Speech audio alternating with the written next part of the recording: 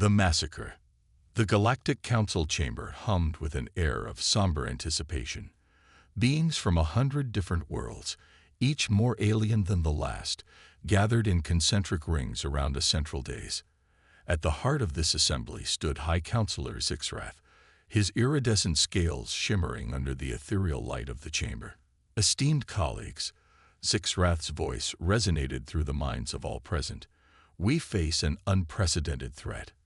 Humanity, that upstart species from the backwater Orion Arm, has grown too rapidly, too unpredictably. Their potential endangers the very fabric of our galactic order. Murmurs of agreement rippled through the assembly. Holograms flickered to life, showcasing humanity's swift ascent to the stars. Their ships, crewed by Council standards, nevertheless pushed the boundaries of known space with reckless abandon. We have monitored their progress for centuries, continued Zixrath, hoping they would self-destruct or stagnate like so many species before them. Instead, they have thrived, adapting and overcoming challenges that should have broken them. The Vextari representative, a being of pure energy contained within a crystalline matrix, pulsed with agitation. High Counselor, what do you propose? Surely not. Zixrath's inner eyelids blinked slowly, a gesture of grim determination. Yes, esteemed Vextari, for the greater good of the galaxy, we must act decisively. The humans must be culled. A shockwave of telepathic protests and approvals crashed through the chamber. The Kulari delegation, beings of living metal, raised their voices in unison. This is unprecedented. We have never taken such action against a pre-council species. Unprecedented times call for unprecedented measures, Zixrath countered. We have run countless simulations. In every scenario where humanity is allowed to continue unchecked, they eventually challenge and overthrow the Council's authority. The galaxy would be plunged into chaos.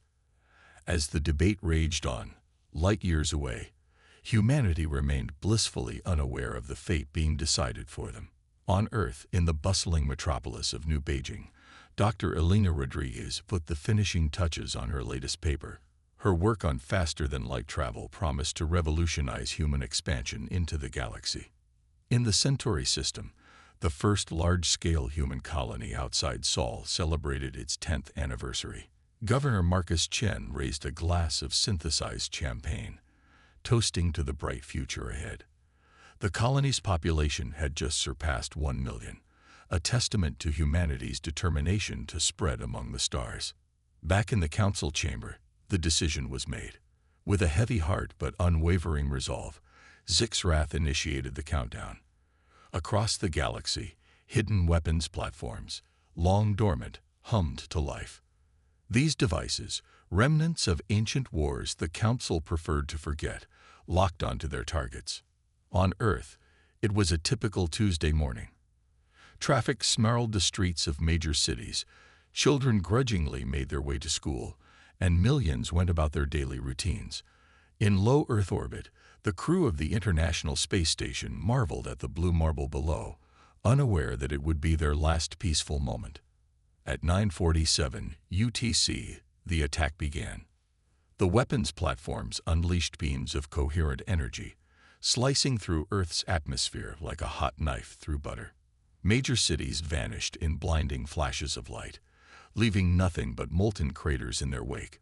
Shockwaves rippled across continents, toppling buildings and triggering massive tsunamis. In orbit, the space station disintegrated, its crew given no time to comprehend their fate. Military installations worldwide, priority targets for the Council, were vaporized in the opening salvo. Humanity's ability to respond was crippled before they even realized they were under attack. The onslaught wasn't limited to Earth. Across human-occupied space, the scene repeated itself. The Centauri colony, moments ago celebrating its bright future, was reduced to ash and rubble. Mining outposts in the asteroid belt, research stations on Mars and Europa, all were methodically eradicated. On the Moon, at Tranquility Base University, Professor Ahmed Rashid was in the middle of a lecture on xenorteology when the dome above cracked and shattered. In the few seconds before explosive decompression claimed their lives, he and his students watched in horror as Earth, their beautiful home, burned. The Council's attack was swift, brutal, and terrifyingly efficient. Within hours, billions of human lives were snuffed out. The species that had taken its first tentative steps into the cosmic ocean found itself on the brink of extinction. But humanity, as it had done countless times throughout its history, refused to go quietly into the night. In the depths of the Pacific Ocean, the top-secret facility known as Deep Haven stirred to life. Designed as humanity's ultimate insurance policy, it had remained hidden from even the Council's advanced sensors.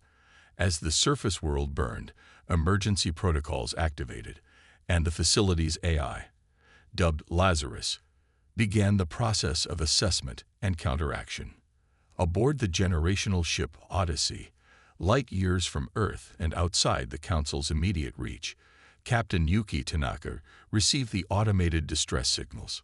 Tears streamed down her face as she realized the magnitude of the disaster, but her voice remained steady as she addressed her crew and passengers.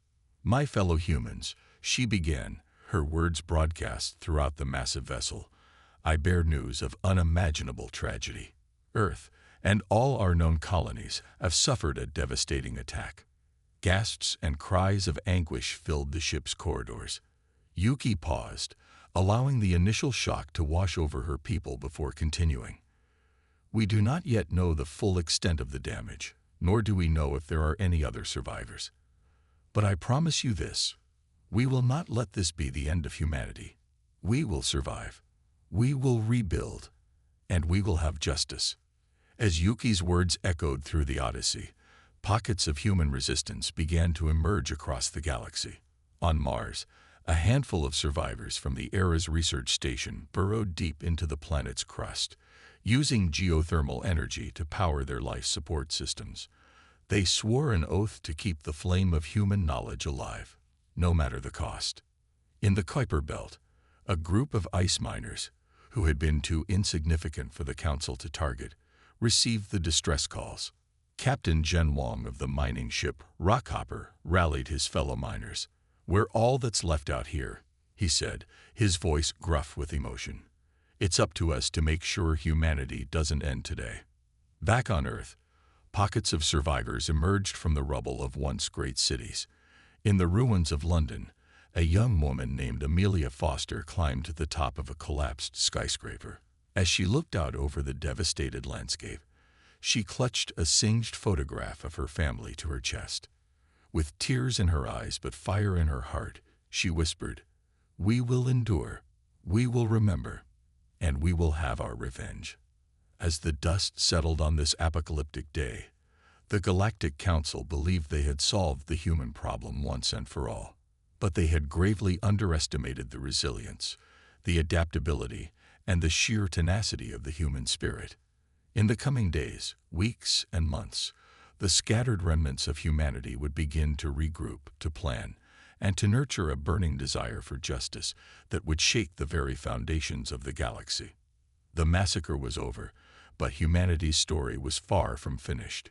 In fact, it was just beginning. Earth's response.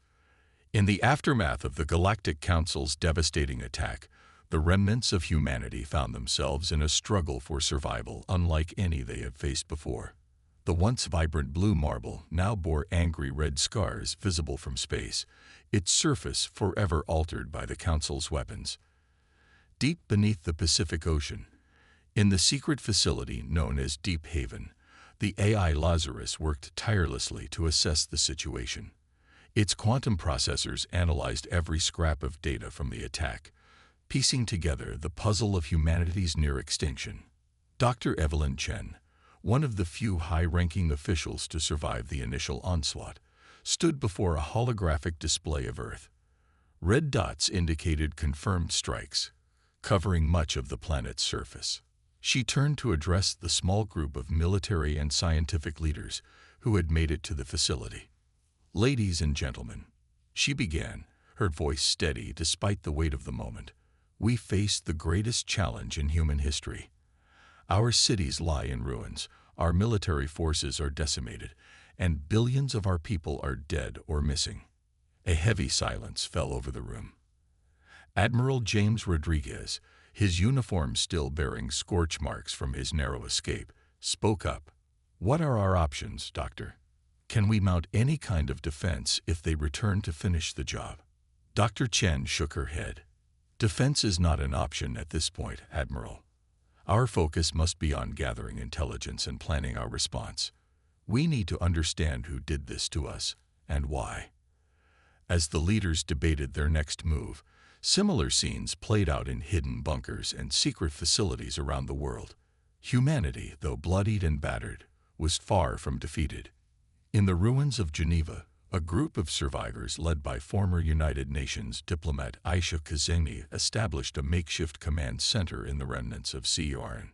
Using salvaged equipment, they managed to establish contact with other survivor groups across Europe and parts of Africa. Aisha's voice crackled over the cobbled-together communication network. "This is an address to all survivors. We are not alone. We are not finished. Humanity endures, and we will rise from these ashes stronger than ever."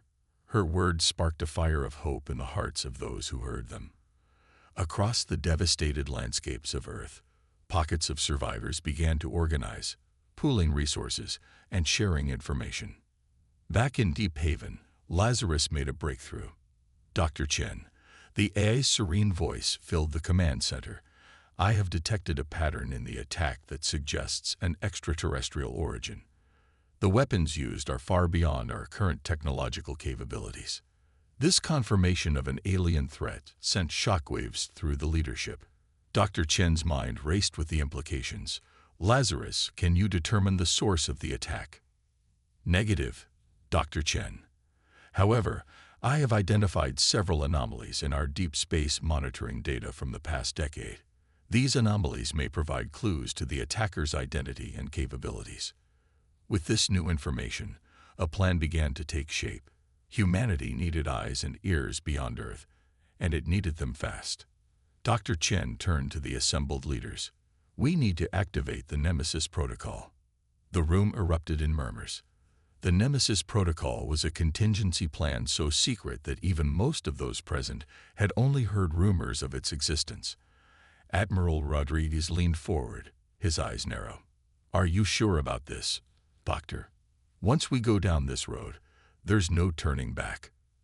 Dr. Chen nodded grimly. "We're already past the point of no return, Admiral. Nemesis is our best hope for understanding our enemy and developing a counter-strategy."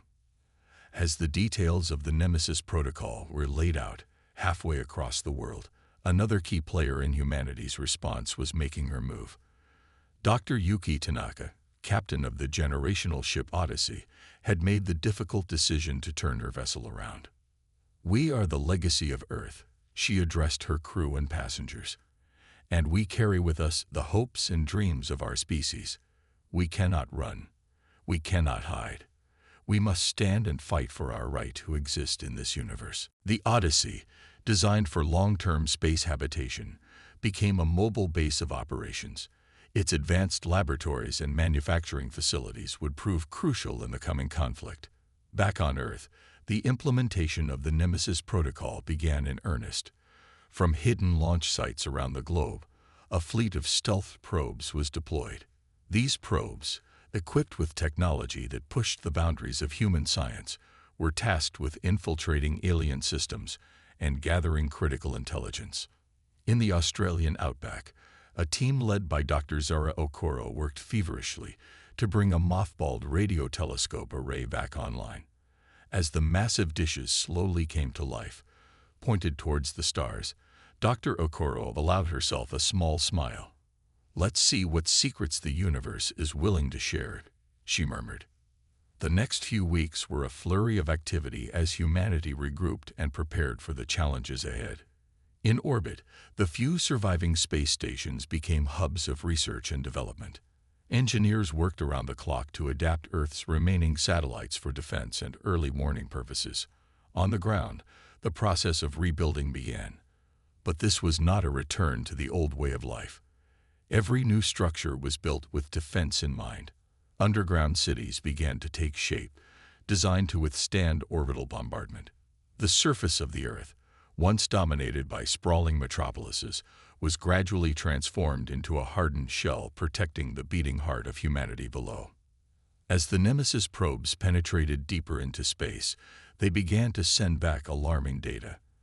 The Galactic Council, far from being satisfied with their strike on Earth, was preparing for a potential second wave.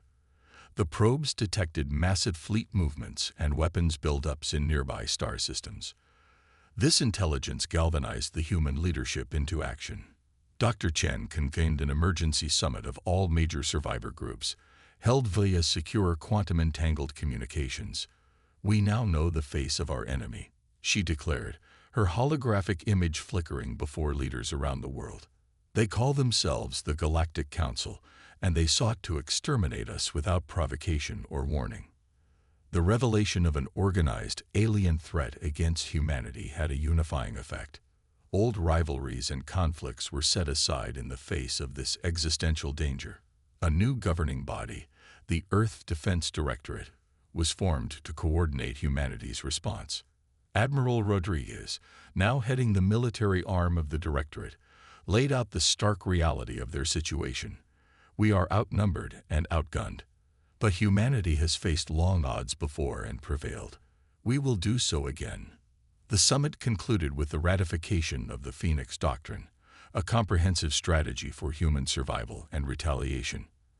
At its core was a three-pronged approach: fortify, advance, and strike back.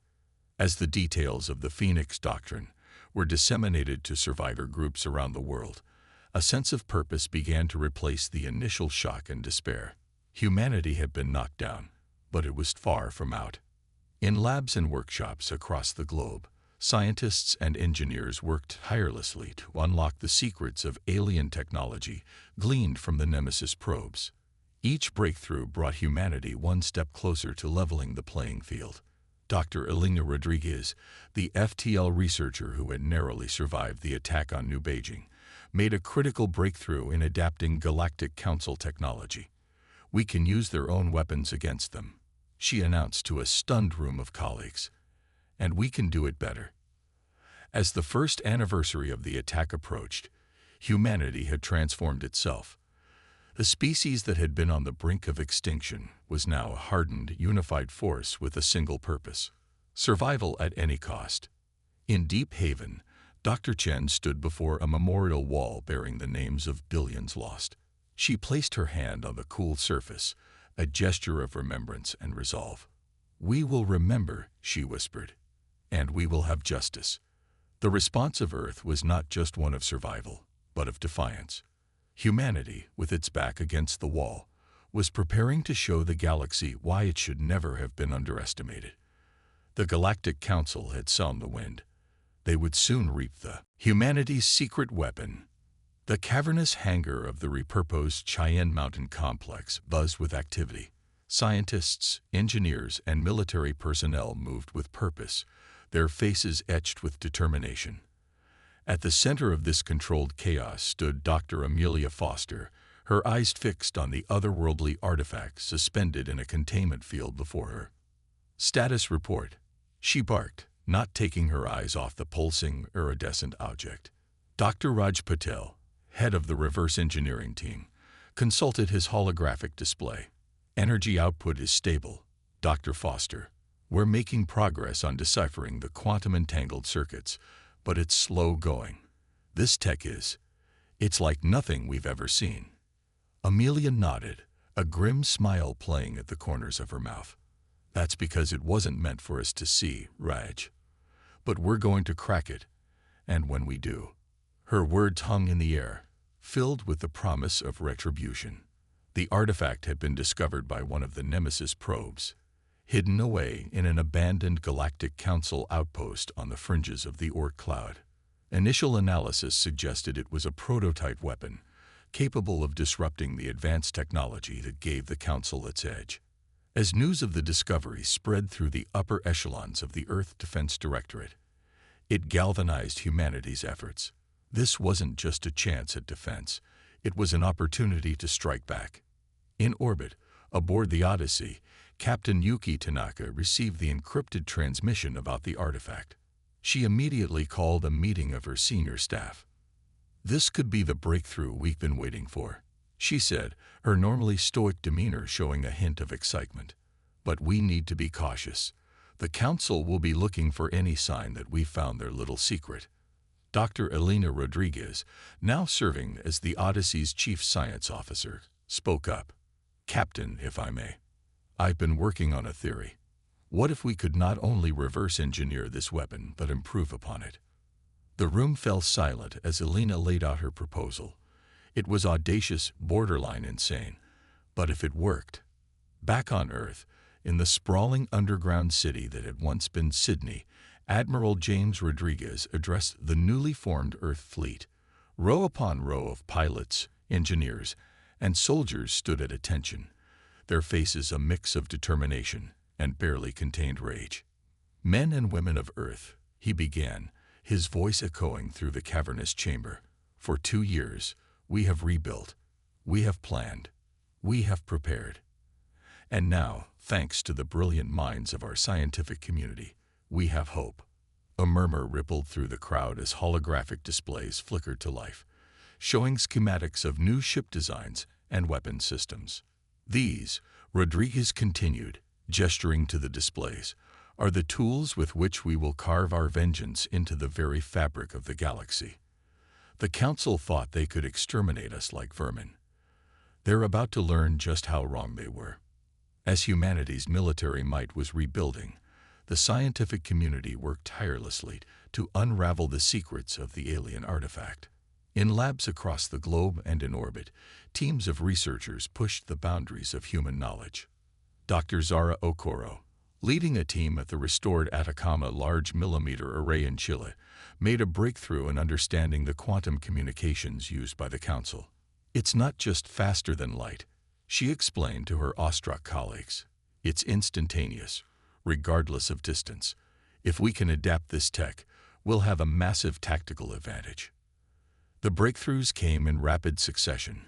Each discovery was immediately shared and built upon, with scientists around the world collaborating with an efficiency born of desperation and shared purpose. In the depths of the Marianas Trench, a team of marine biologists and geneticists worked on another angle. Led by Dr. Hiroshi Tanaka, no relation to Captain Yuki, they studied the unique adaptations of deep-sea creatures, looking for ways to enhance human physiology for the rigors of space combat.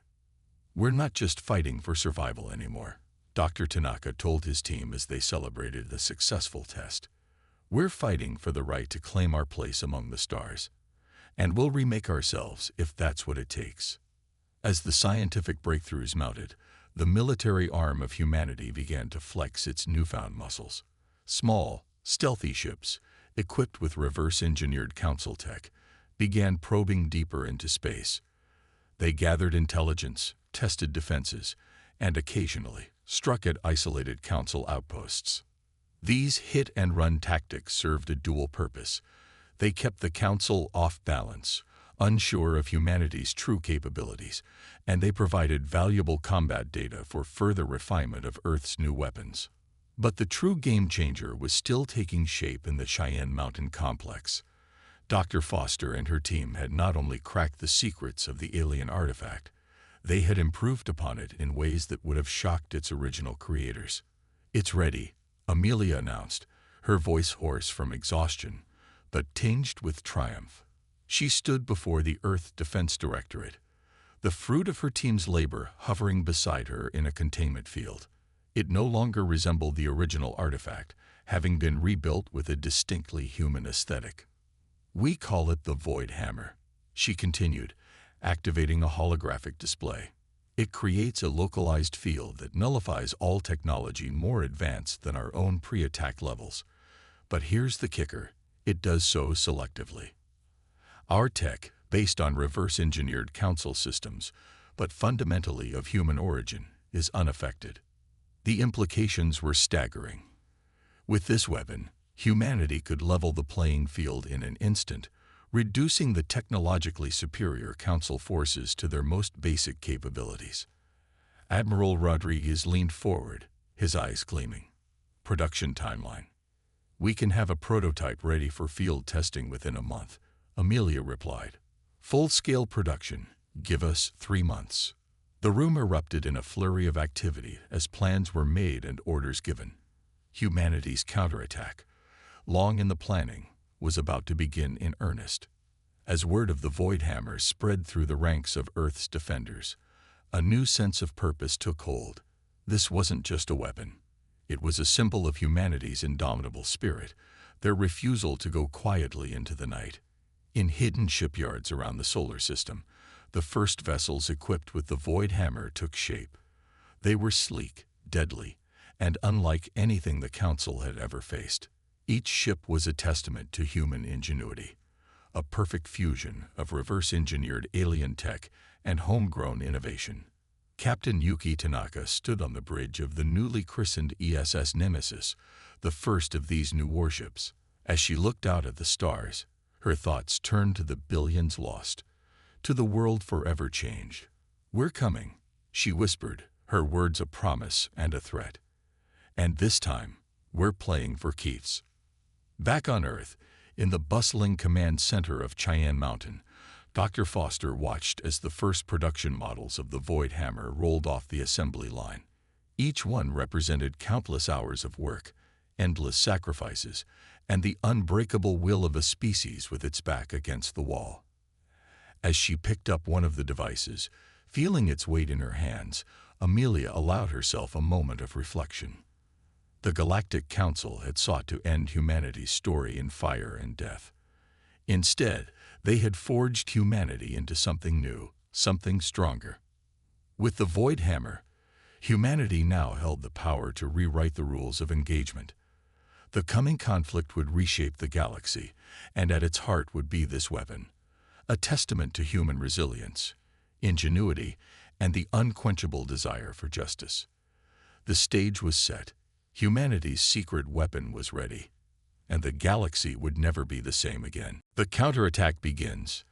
The bridge of the ESS Nemesis hummed with tension as Captain Yuki Tanaka surveyed the holographic display before her. A sea of red dots represented the Galactic Council's fleet, arrayed in a defensive formation around one of their key outposts in the Proxima Centauri system. Status report, Tanaka ordered, her voice steady despite the weight of the moment. All systems green, Captain, her XO, Commander David Chen, responded. The Void Hammer is primed and ready. Task Forces Avalon and Excalibur are in position and awaiting your command. Tanaka nodded, her eyes never leaving the display. This was it, the moment humanity had been preparing for over the past 3 years. She took a deep breath, steeling herself for what was to come. Send the signal. Operation Lazarus is a go. Across the human fleet, captains received the encrypted transmission.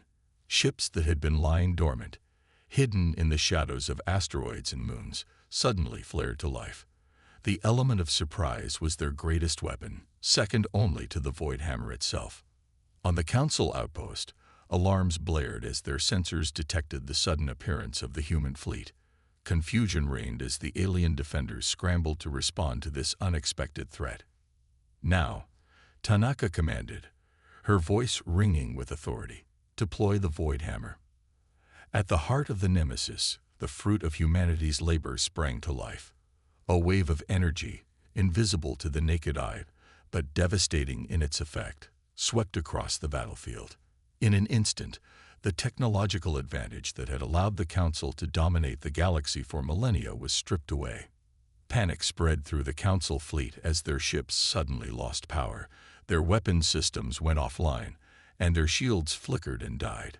The mighty armada that had brought humanity to the brink of extinction was reduced to little more than floating metal husks.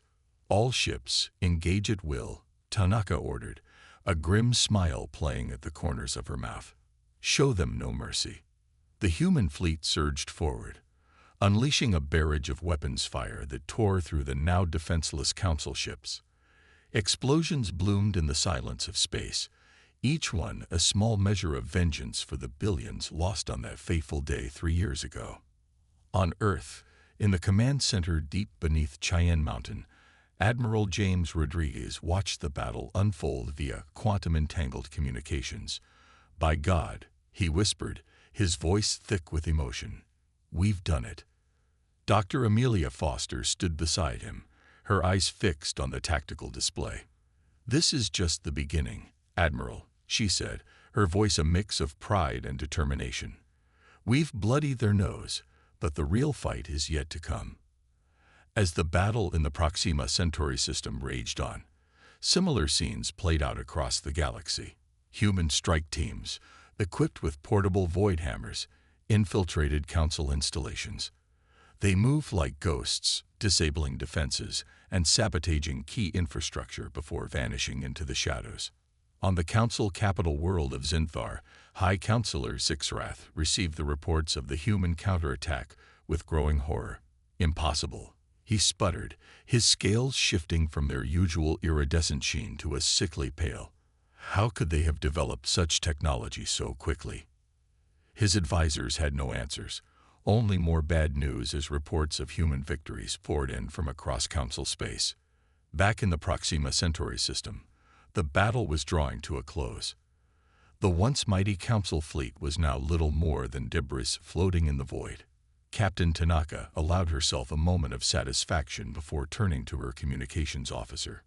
"Broadcast on all frequencies," she ordered. "It's time to deliver our message." Across Council space, on every screen and holographic display, Tanaka's face appeared. Her eyes burned with a cold fire as she addressed not just the Council, but the entire galaxy. "To the Galactic Council and all who serve them," she began, her voice steady and filled with purpose.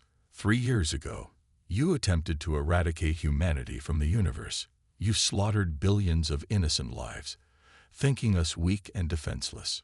She paused, letting the weight of her words sink in. "You were wrong.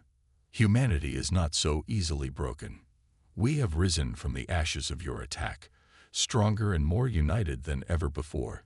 Today, we have demonstrated that your technological superiority is no more. Your fleets lie in ruins, your defenses shattered." Tanaka's eyes seemed to bore into the very soul of every being watching. "This is not the end. This is merely the beginning of our retribution. To those races who stood by and allowed the Council to commit genocide against us, know this: your silence made you complicit. You will be held accountable." Her voice softened slightly, taking on an almost compassionate tone. "But we are not like you. We do not seek to eradicate entire species. To those who wish to stand with us against the tyranny of the Council, we offer you this chance. Join us. Help us dismantle this corrupt institution and build a new galactic order based on justice and equality." Tanaka's expression hardened once more as she delivered her final warning. "To the Council itself, our message is simple. Surrender now or face total annihilation. The choice is yours. You have 24 standard galactic hours to respond." As the transmission cut off, the impact of humanity's counterattack rippled across the galaxy. On countless worlds, oppressed species who had long chafed under Council rule saw a glimmer of hope. Underground resistance movements, inspired by humanity's example, began to rise up. In the Andromeda Arm, the Gilar Collective, a loose federation of traitor species, convened an emergency session. "We cannot stand idly by any longer," their prime speaker declared.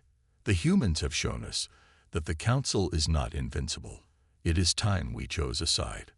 Similar debates raged in governments across the galaxy. The balance of power, long tipped in favor of the Council, was shifting rapidly. On Earth, the mood was one of cautious celebration. In the underground cities and orbital habitats that now house the bulk of humanity, people gathered around screens, watching and rewatching Captain Tanaka's speech. In a makeshift bar in the depths of what was once Chicago, a grizzled survivor raised his glass. "To Earth," he toasted, his voice rough with emotion. "May the bastards who tried to kill us rue the day they ever heard of humanity." The cheer that went up was echoed in countless similar gatherings across human space. But even as humanity celebrated its first major victory, its leaders knew that the real challenge was yet to come. In the war room of Cheyenne Mountain, Admiral Rodriguez convened an emergency meeting of the Earth Defense Directorate. "We've caught them off guard," he began, addressing the holographic avatars of humanity's top military and scientific minds. "But we can't afford to let up now. The Council still outnumbers us, and they control vast resources. We need to press our advantage while we have it." Dr. Foster nodded in agreement. "The Void Hammer has proven more effective than we dared hope, but we can't rely on it alone. We need to be prepared for the possibility that they'll find a way to counter it." As the meeting progressed, plans were laid for the next phase of the war. Humanity would not rest on its laurels. The counterattack had begun, but the fight for survival and for justice was far from over. In the depths of space, aboard the Nemesis, Captain Tanaka looked out at the stars. For the first time in 3 years, she allowed herself to feel a glimmer of hope. Humanity had taken its first step towards reclaiming its place in the universe, and she silently vowed that it would not be the last. The galaxy held its breath, waiting to see how the Council would respond to humanity's ultimatum. The next 24 hours would shape the fate of countless civilizations. The counterattack had begun, and there was no turning back now. Reckoning and aftermath. The Grand Chamber of the Galactic Council, once a symbol of unassailable power, now buzzed with fear and uncertainty. High Counselor Zixrath, his scales a dull gray in stark contrast to their usual vibrant hue, faced the assembled representatives of countless alien races. "The humans have given us their ultimatum," he said, his voice lacking its usual authoritative resonance. "We must decide our response, and quickly." The chamber erupted into chaos as various factions argued their positions. Some called for immediate surrender, while others demanded a final, all-out assault on Earth. In the midst of the debate, a holographic projection flickered to life in the center of the chamber. Captain Yuki Tanaka's stern visage looked down upon the assembled aliens. "Your time is up," she declared, her voice echoing through the stunned silence. "We await your answer." Zixrath stepped forward, his entire body trembling. We surrender," he croaked, the words clearly painful for him to utter. Tanaka's expression remained impassive. "Your surrender is noted, but not yet accepted. Prepare to receive a delegation from Earth. They will dictate the terms of your capitulation." As the projection faded, the reality of the situation sank in for the Council members. Their era of dominance had come to an end. On Earth, in the war room of Cheyenne Mountain, Admiral James Rodriguez watched the exchange with grim satisfaction. "Well done, Captain," he said, turning to address the assembled leaders of the Earth Defense Directorate. "Now comes the hard part." Dr. Amelia Foster nodded in agreement.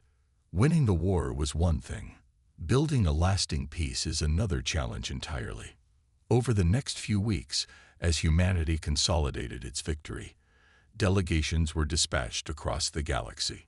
Led by a mix of military leaders, scientists, and diplomats, these teams began the monumental task of reshaping the galactic order. On the former council capital of Zinfar, Dr. Elena Rodriguez, now serving as Earth's chief negotiator, faced down the remnants of the Galactic Council. "Let me be clear," she said, her voice firm, but not unkind. "The old order is finished, but we do not seek to replace one tyranny with another. Our goal is to build a new galactic community, one based on mutual respect and cooperation." Her words were met with a mix of relief and skepticism from the assembled alien representatives. Many had expected harsh retribution from the humans they had so grievously wronged. As negotiations progressed, the true scope of the Council's crimes came to light. Not only had they attempted to eradicate humanity, but they had also suppressed and exploited countless other species across the galaxy. On the planet Xarkon, home to a species of silicon-based lifeforms, Captain David Chen of the ESS Excalibur oversaw the dismantling of massive mining operations that had been slowly destroying the planet's ecosystem. "No more," he declared to the grateful Exarchonians. Your world is your own once again. Similar scenes played out across council space as humanity worked to right the wrongs of the past regime. Back on Earth, the process of rebuilding continued. The scars left by the council's attack would take generations to heal, but already signs of recovery were evident. Green shoots pushed through the ashes of destroyed cities, and new settlements rose from the ruins of the old. In what was once Central Park in New York, now a sprawling memorial garden, UN Secretary-General Aisha Kazemi addressed a crowd of survivors and their descendants. We have endured the unthinkable, she said, her voice carrying across the hushed gathering. We have faced extinction and emerged stronger. But let us not forget the cost of this victory, nor the responsibility that comes with it. As humanity stepped onto the galactic stage as a major power, it faced new challenges and opportunities. The Void Hammer technology, which had turned the tide of the war, was now a subject of intense debate. In a secure facility orbiting Mars, Dr. Raj Patel led a team of ethicists and scientists grappling with the implications of the technology. We hold in our hands the power to nullify any sufficiently advanced technology, he mused during a particularly heated discussion. The question is, how do we ensure this power is never abused? The solution they eventually proposed was radical: the creation of a new independent body to oversee the use of Void Hammer technology. This organization, dubbed the Galactic Technology Regulatory Commission, would include representatives from all spacefaring races, with humanity serving not as its master, but as an equal partner. As news of this proposal spread, it was met with cautious approval from many of the former council races. It represented a clear break from the old order and a commitment to a more equitable future. On the fringes of known space, aboard the generational ship Odyssey, Captain Yuki Tanaka received the news of these developments with mixed emotions. Her ship, once humanity's insurance policy against extinction, now served as a symbol of their indomitable spirit. We've come so far, she mused to her XO, Commander Saralai. But our journey is far from over. Indeed, as humanity settled into its new role, new challenges emerged. Some human factions, embittered by the losses suffered during the Council's attack, called for harsher treatment of alien races. Others warned of the dangers of becoming too much like the very enemy they had overthrown. In response to these concerns, a new charter was drafted. The Galactic Concordat, as it came to be known, laid out the principles that would guide humanity's interactions with other species. Central to this document was a commitment to never again allow the concentration of power that had enabled the Council's atrocities. As the dust settled and the new galactic order began to take shape, humanity found itself in a position few could have imagined in the dark days following the Council's attack. They were not just survivors, but leaders, tasked with guiding the galaxy towards a more just and equitable future. On the 5th anniversary of the victory over the Council, a grand ceremony was held in the newly constructed Unity Plaza in Geneva.